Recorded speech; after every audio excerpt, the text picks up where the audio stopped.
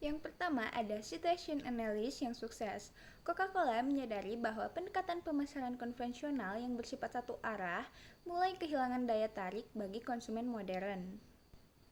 Merek ini membutuhkan cara inovatif untuk mendekatkan diri secara personal dan emosional, serta mendorong keterlibatan dan interaksi sosial yang lebih aktif di era digital. Lalu ada kampanye yang gagal pada tahun 1970 hingga awal 1980-an. Coca-Cola menghadapi tekanan dan ancaman kompetisi yang sangat ketat dari PepsiCo. Kampanye agresi Pepsi serta karakternya yang menawarkan rasa lebih manis mulai berhasil menggeser tren pasar dan mengancam dominasi Coca-Cola. Yang kedua ada goal setting yang sukses, mengubah persepsi produk dari sekedar minuman penyegar massal menjadi medium ekspresi personal. Tujuannya adalah membangun ikatan emosional yang mendalam dengan setiap individu dan menjembatani produk agar terasa sangat intim bagi konsumen.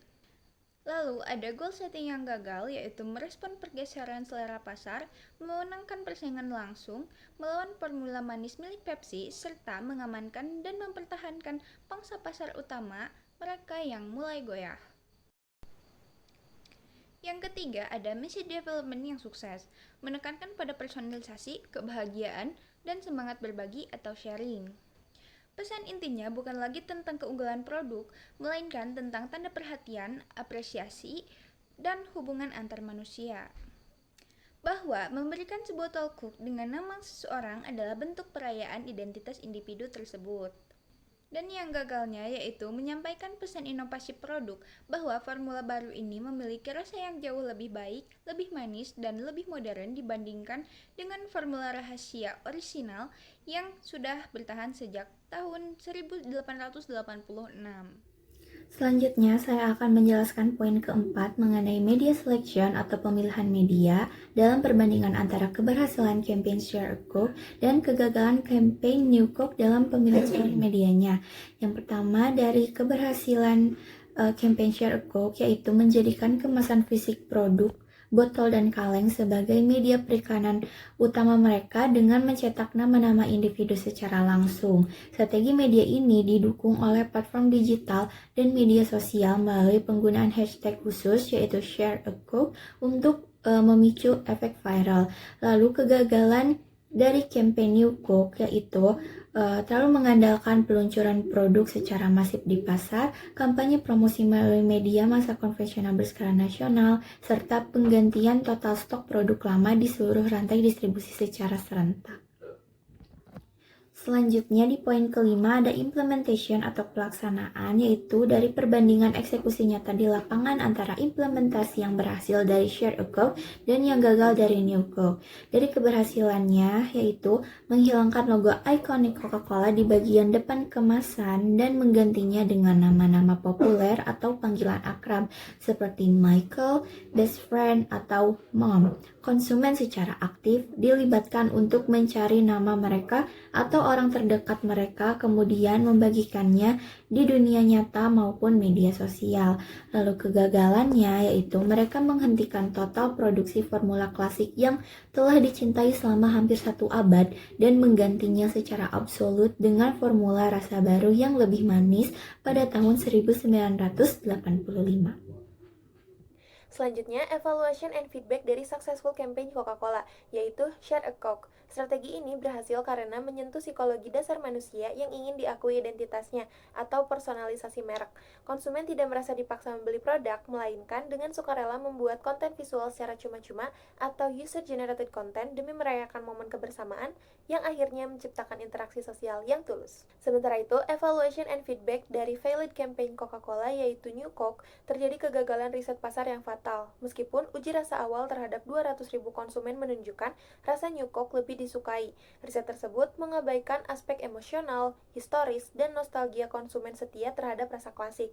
Konsumen merasa dihianati karena identitas dan warisan budaya yang melekat pada Coca-Cola klasik dihilangkan begitu saja, sehingga memicu gelombang protes, petisi, dan penolakan. Kemudian yang terakhir, result and finding dari successful campaign Coca-Cola.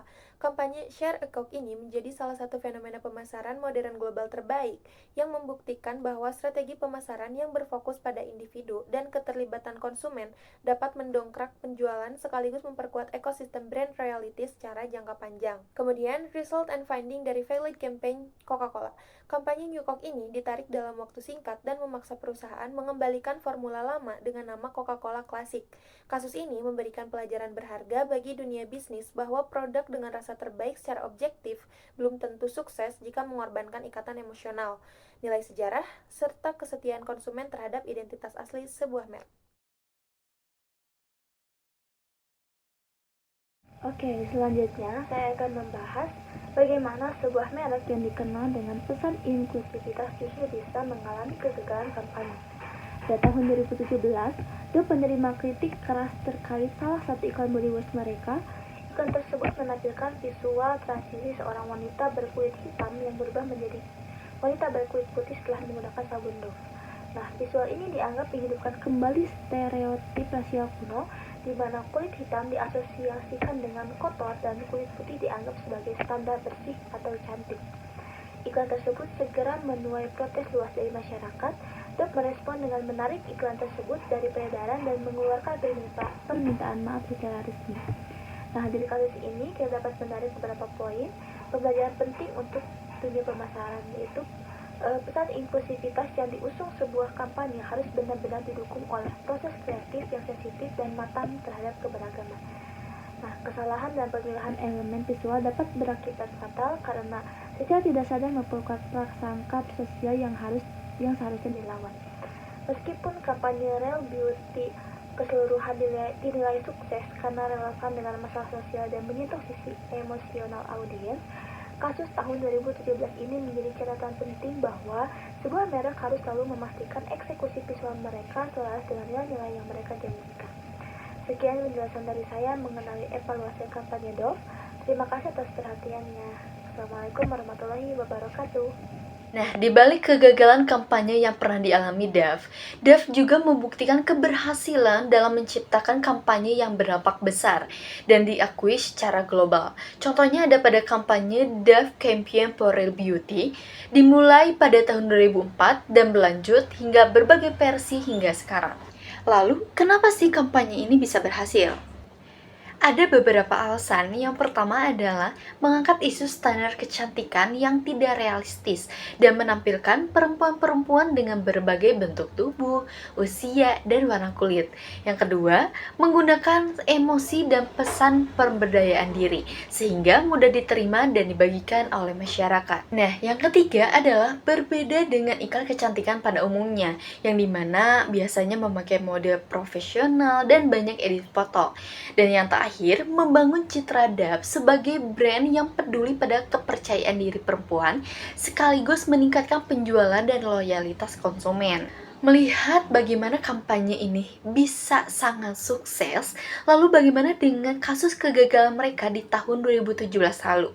Apakah ada evaluasi dari Dove? Tentu saja, kejadian itu menjadi alarm bagi Dove bahwa representasi keberagaman harus dieksekusi dengan jauh lebih hati-hati dan peka terhadap isu sosial. Dan pada akhirnya Dove sendiri mengeluarkan permohonan maaf.